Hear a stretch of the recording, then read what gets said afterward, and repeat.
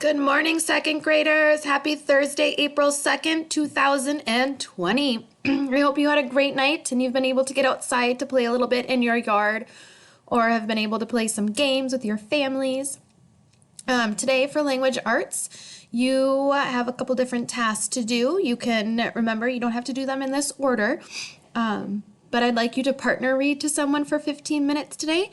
If no one's available for you to read to, like a little brother or a sister or older brother and sister, you can read to a stuffed animal or you can record on Seesaw and upload your reading for Mrs. Meddert and Miss Larson to listen to.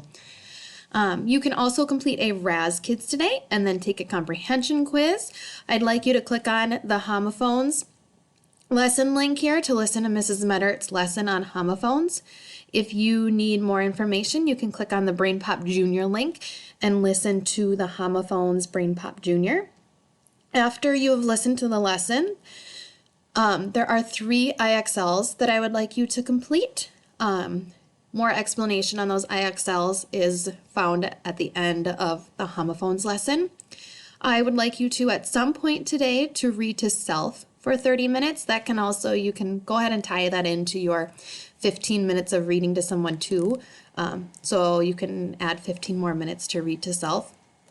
And then you have a writing job number 1 to do. Is Gloria a good friend? Why or why not? And then write a paragraph to explain your reasoning. And then upload your writing to Seesaw. So if I click out here, I'm going to explain your writing job really quick. You can also actually go to Brain Pop Junior and click on login 112CHN, password star, and then click on or type in friends and watch the Friends Brain Pop Junior to learn what a good friend is. When you are writing, I want you to use adjectives to help describe things in your paragraph. So I started my example writing. I always want to start with my topic sentence, which is restating my question. So I started with, yes, I think that Gloria is a good friend.